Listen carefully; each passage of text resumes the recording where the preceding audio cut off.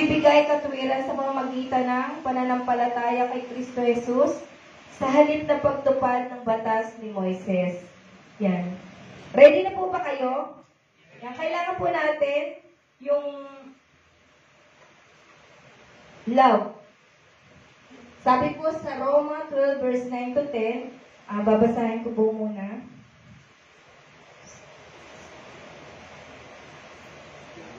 Roma 12:9-10.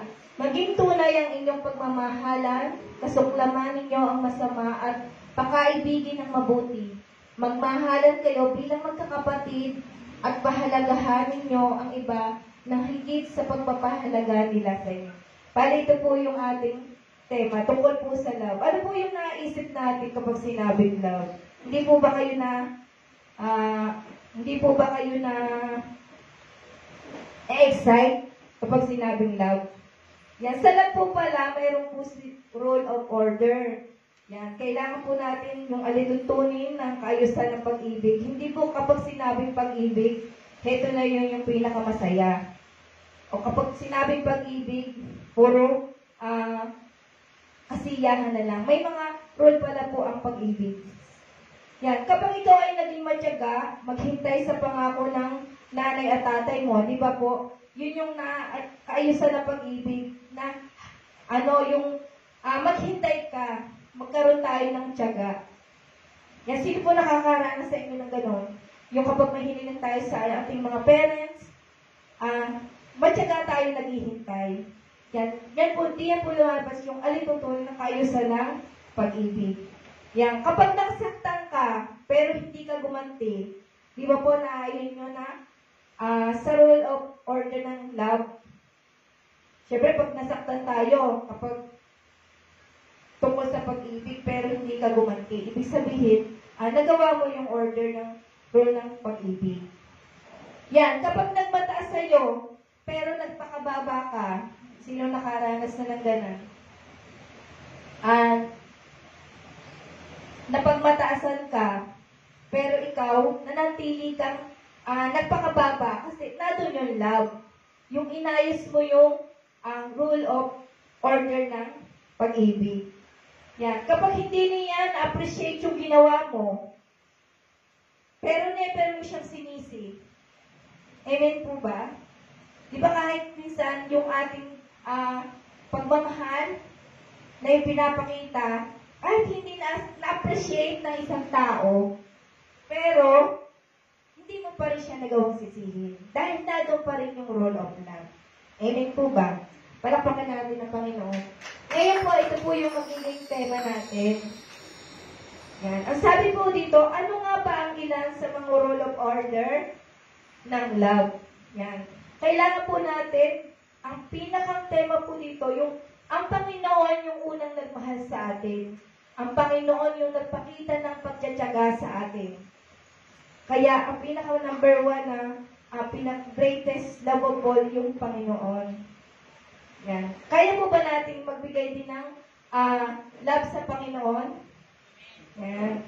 Ito po yung una. Ready na po ba kayo? Yan. Kailangan po natin ang sabi nga po, sa umaga na ibinigay ng Panginoon sa atin, ma-appreciate natin kung ano yung ginawa ng Panginoon para sa atin. Sa umagang ito, yung ginising ka, binigyan ka ng panibagong buhay, love na tayo ng Panginoon doon.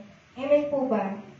Yan. Ang una po sa mga rule of order ng love, yung first love, rule of order ay be truthful. Be truthful. Yan. Sino po dito nagmahal ng pakunwari lang? Yan. Sabi po ang pag-aanuhan po natin na verse ay sa 12 verse 9 hanggang 10. Doon lang po tayo kukuha ng papaano natin sa tungkol sa love. Yan. Be truthful. Yan. Sabi po dito, sa unang verse, maging tunay ang iyong pagmamahal.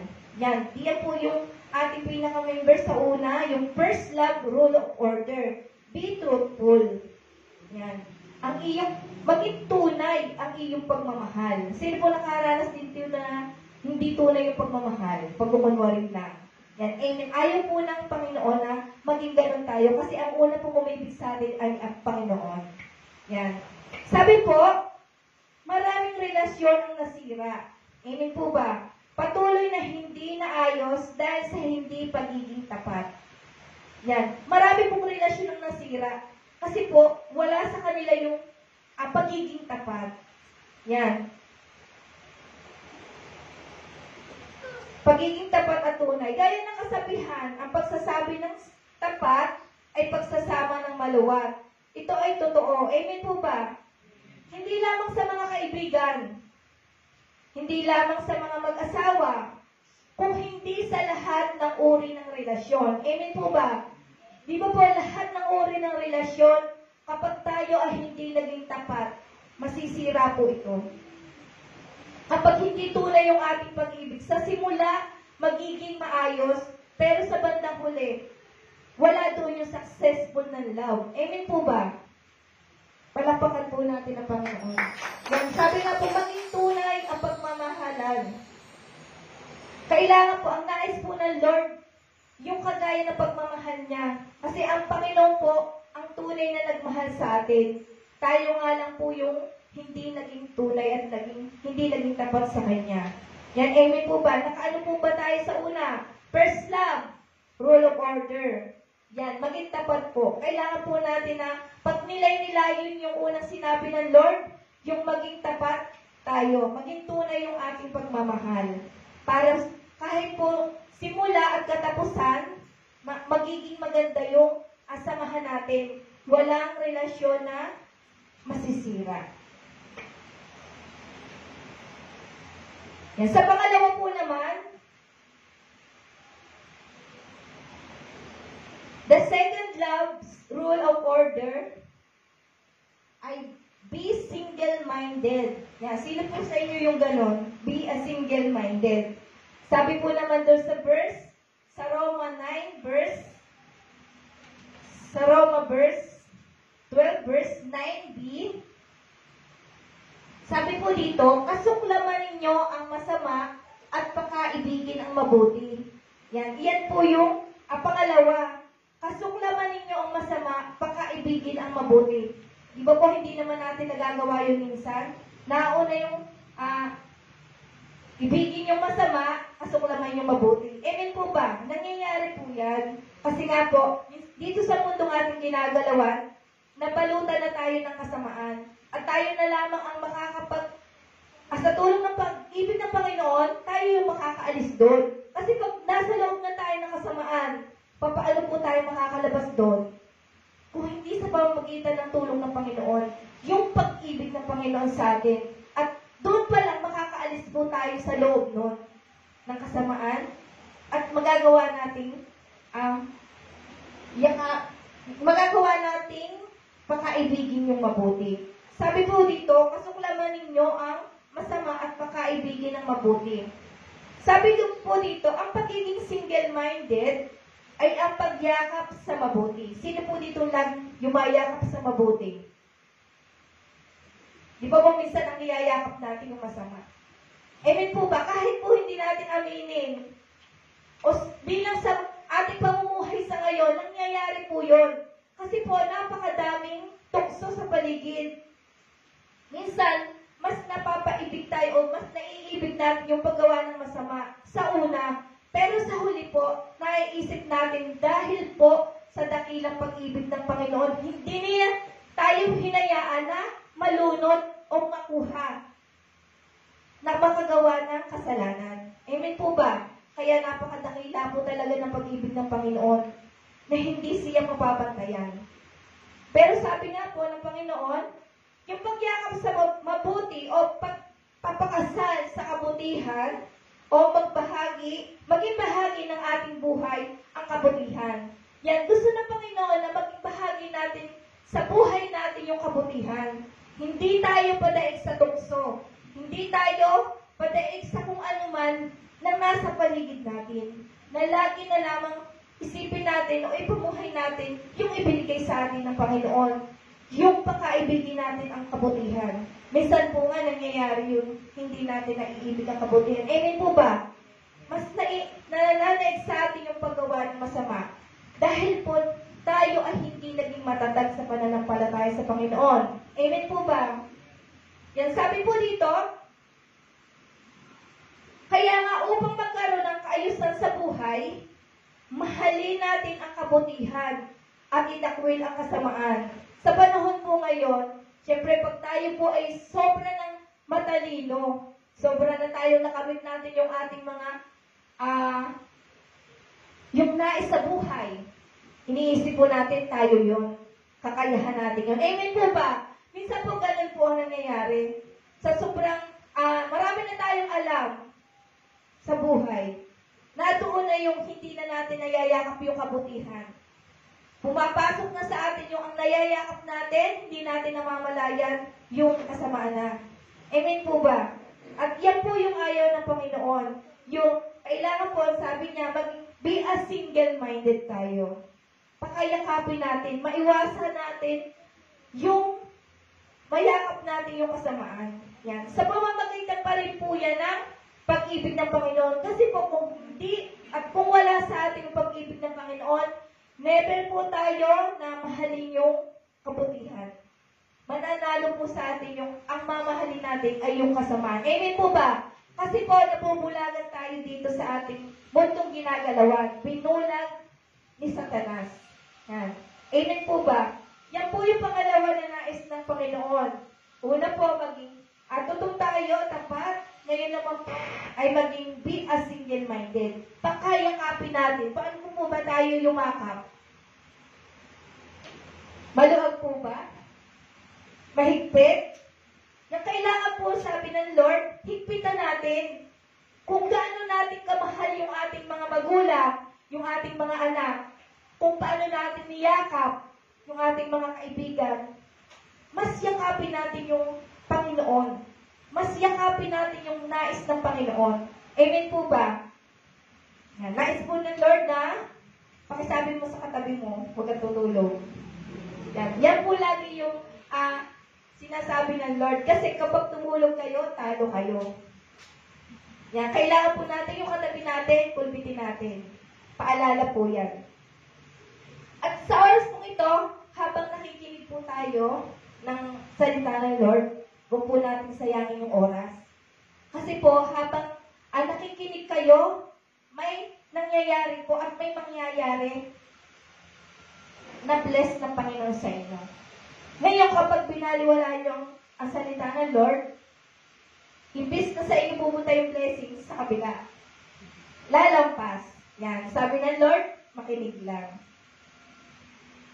Yan po yung pangalawa. Ang pangatlo po naman, the third love's rule of order ay be accommodating. Yan. Kailangan po natin na ma-accommodate. Yan sabi nga po sa Roma 12 verse 10a, magmahalan kayo bilang tunay na magkakapatid. Yan. Kailangan, kayo po ba, paano po ba tayo magmahalan? Kapag sinabi na hindi naman kita kaano-ano, ba't kita mamahalin?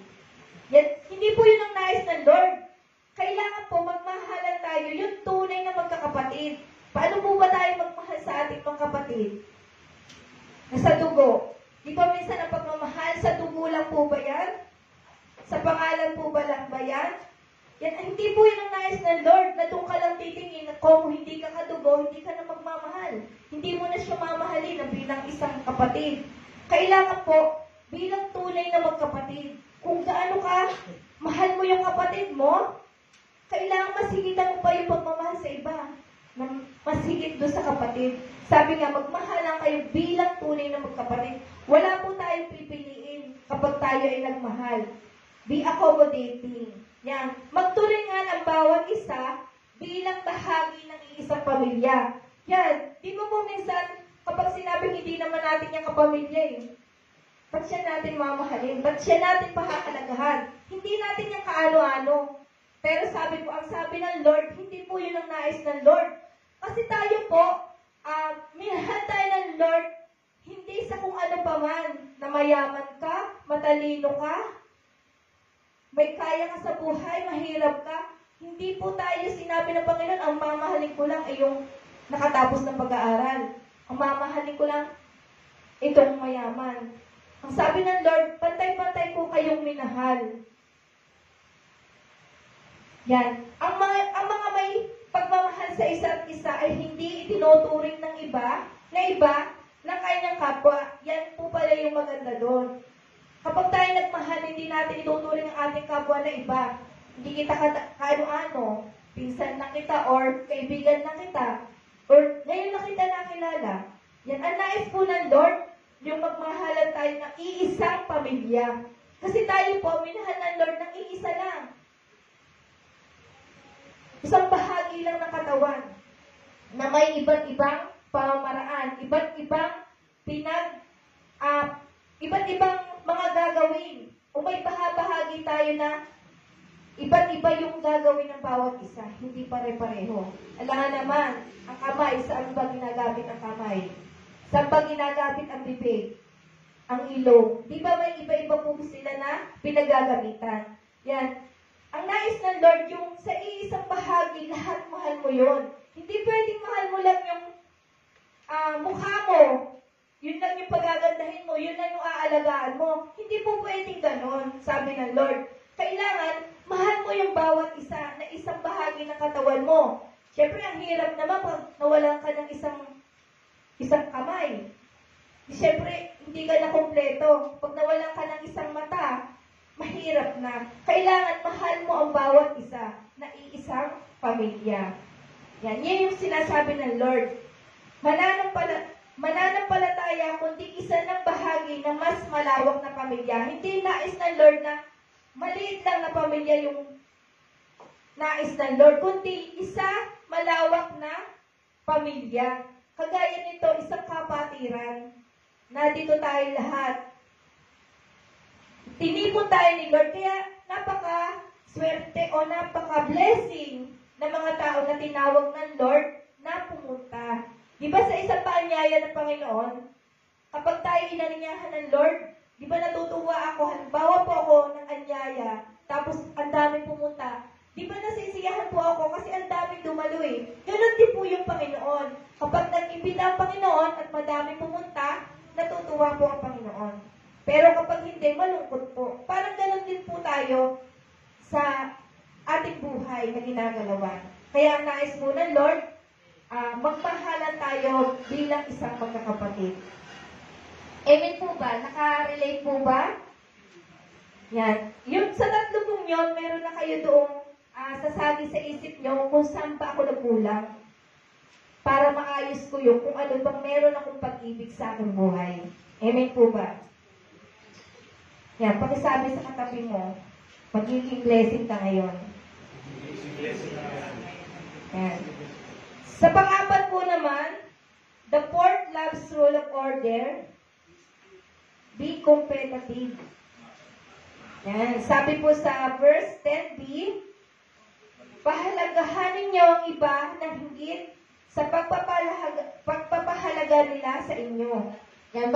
Dito po tayo kumuha na, sabi po dito, pahalagahanin niyo ang iba ng higit sa pagpapahalaga nila sa inyo. Yan. Sino po nakaka-relate dito? Diba sabi nga ang hirap, mas paghahalagahan ko pa yung iba kaysa pagpapahalaga mo sa akin. Yan, maganda po ang nais ng Lord dito. Sabi po dito, ang pagiging competitive ay hindi masama kung ang layunin ay upang higitan ang kakayanan. Yan, sino po dito yung ang layunin upang higitan ang kakayanan. Pero depende po sa kakayanan, hindi upang sumikat. Halimbawa po ako, gusto kong higitan yung isa, pero dahil lang sa pagpapasikat ko, hindi po yun ang nais ng Lord. Ang nais mo ng Lord, higitan mo siya ng kakayanan upang itama ang pagmamalasakit sa iba.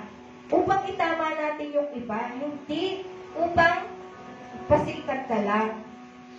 Na ikaw yung maging sikat.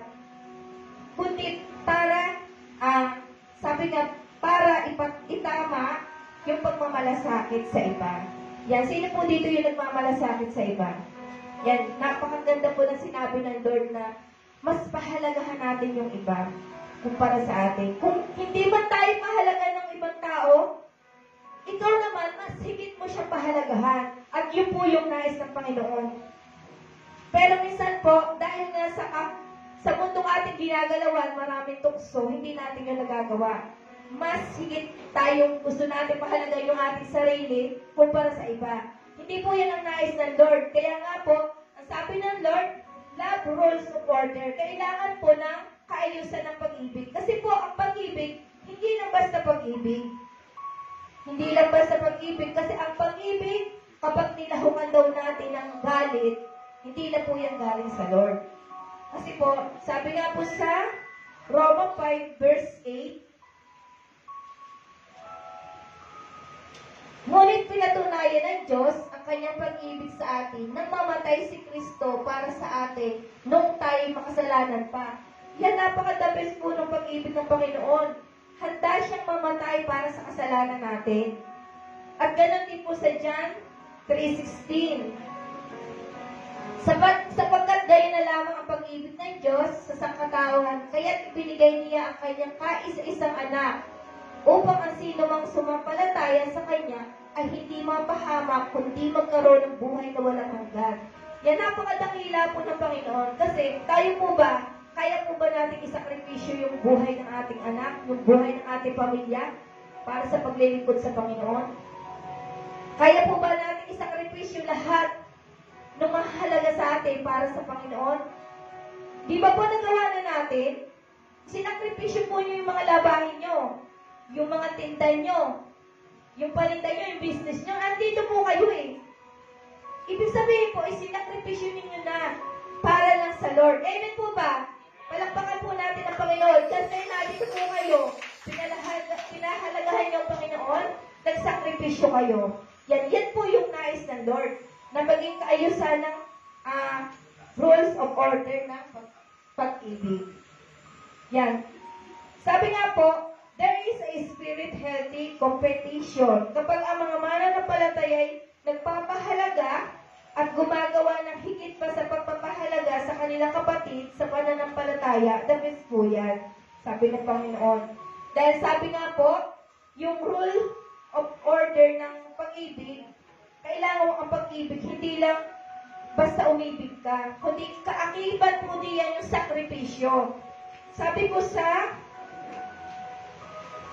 1 Corinto 13 verse 4 hanggang 8, sabi ko dito, ang pag-ibig ay matyaga at mabait. Ang pag-ibig ay hindi naiinggit. Ang pag-ibig ay hindi nagmamapuri o nagmamataas. Ito ay hindi nag-uugali ng di nararapat. Hindi ito naghahangad ng sariling kapakinabangan. Hindi rin madaling magalit at hindi nag-iisip ng masama. Yan. Minsan ang isang tao, hindi po natin nakukuha yan. Sa pamamagitan po ng minsan, may mga pagkakataon na yung galit natin nauna kumpara sa pag-ibig. Pero may mga pag-ibig po na, sabi nga po, matyaga at mabait. Minsan po tayo nagtsatsaga sa kabila ng sakit na nararamdaman natin bilang isang magulang, bilang isang mga anak, o kahit yung mga kaibigan natin. Di ba po minsan yung inggit kapag pumasok sa atin, yung galit, hindi na po pag-ibig yung nararamdaman natin, kundi galit na. Pag po yun ang nauna, hindi po natin magagawa ang lahat ng yan.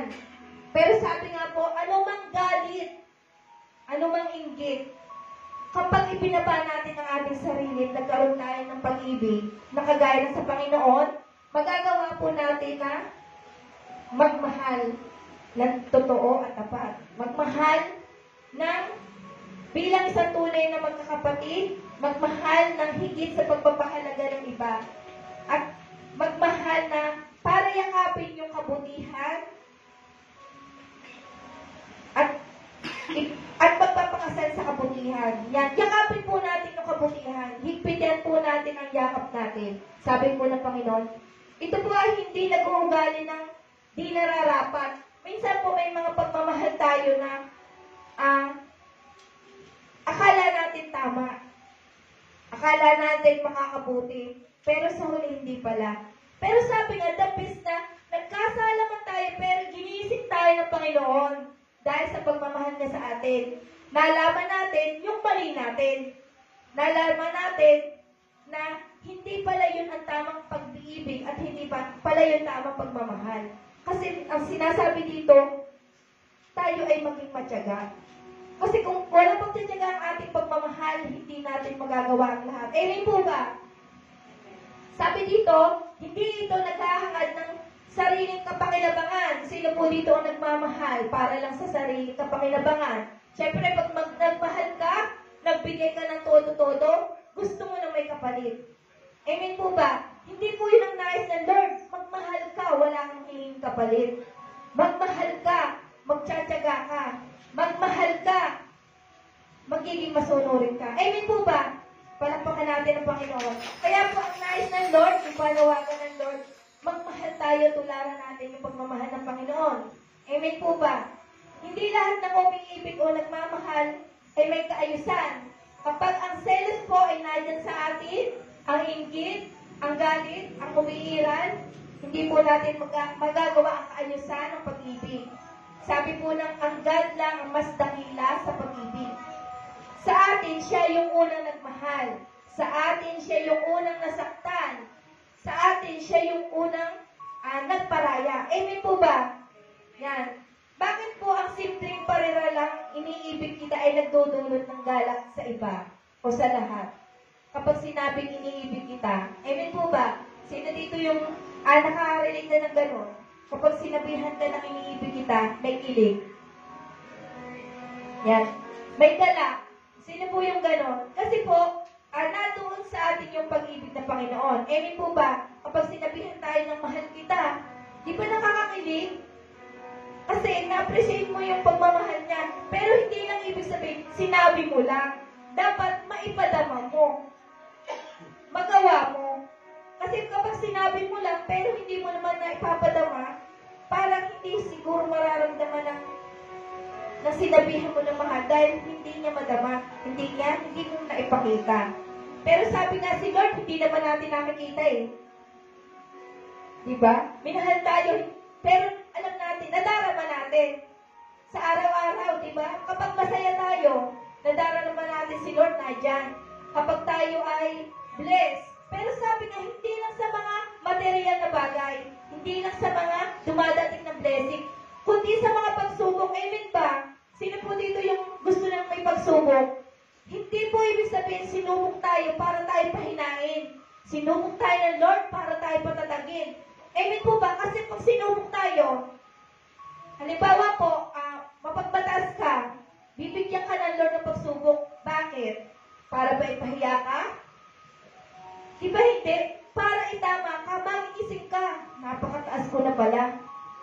Nawala na yung pag-ibig ng Lord sa akin. Yun yung pinakamaganda na sabi ng Lord na pagsubok sa atin. Yung magising tayo sa katotohanan. Magising tayo kung saan tayo nagduduyan sa kasamaan. Amen po ba? Sino dito yung gustong nagduduyan sa kasamaan?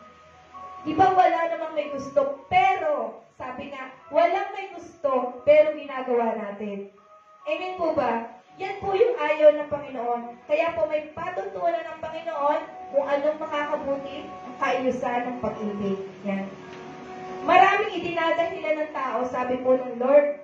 Ngunit ang tunay na dahilan ng bawat isang taong isinilang sa mundo ay ang mga espiritu ng lalaki at babae na anak ng Diyos. Yan. Amen po ba? Kaya pag tayo po'y nagmahal, ayusin po natin. Kapag tayo po'y nagmahal, magsakripisyo po tayo. Pero pinaka-the best po dyan, yung kahit po anong narating natin, anong natamo natin, huwag po natin baguhin kung anong may kabutihan na puso natin. Amen po ba? Hindi po pwedeng mahirap ka, yumaman ka, na iba na yung puso mo. Hindi pwedeng, nagkaroon ka ng pag-aaral, nakapag-aral ka sa mayayamang university, tapos ikaw naman, nilalait mo naman yung kapwa mo. Amen po ba? Hindi mo masasabing may pag-ibig ka. Amen po ba? Kaya ang pinakadakilang pag-ibig ng Diyos sa atin, nawa sabi ng Lord, masuklian mo natin ng higit sa ating makakayanan. Yan. Yung the best na magagawa natin. Yan po yung inaano ng Panginoon sa atin na kahit ano mang mangyari, kahit saan man tayo magpunta, kahit ano man po narating natin, sabi ng Lord, yung pag-ibig ng Lord, yakapin po natin, ipadama natin sa ating kapwa. Hindi po sa sarili natin. Kasi ayaw po ng Lord na maging makasarili ang pagmamahal. Kasi nadia na po yung sinasabi ng, nadia na yung si Satan. Kapag binulungan tayo ni Satan, mangyayari yun. Amen po ba? May natutunan po ba kayo? Yan. Ito po yung sinasabi ng love rule of order. Kailangan po natin alituntunin yung kaayusan ng pag-ibig. Hindi lang po basta tayo umibig. Amen po ba? Yan. May natutunan po ba kayo sa first love, second love, third love, at fourth love? Yan. Yan po yung inano ng Panginoon ngayon. Na isa po na pinagpapasalamat ko na nawa po ang sabi ng Lord, maghatid po ito ng mabuksan yung ating isipan, mabuksan yung ating puso para sa iba, na para madama natin yung tunay na pag-ibig. Kasi po kapag hindi natin pinuksan yun, hindi natin mararamdaman yung pag-ibig ng Lord. Amen po ba? Yan. Palakpakan po natin uli ang Panginoon.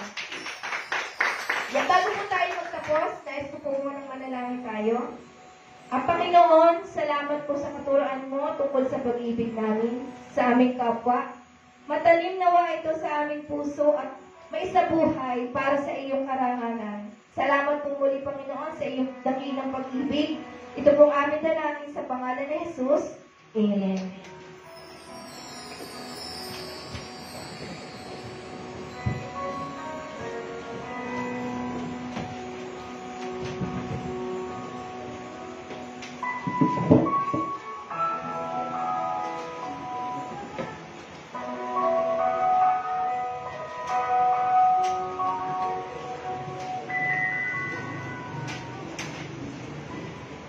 Okay, salamat po Ate Lori sa isang mensahe po.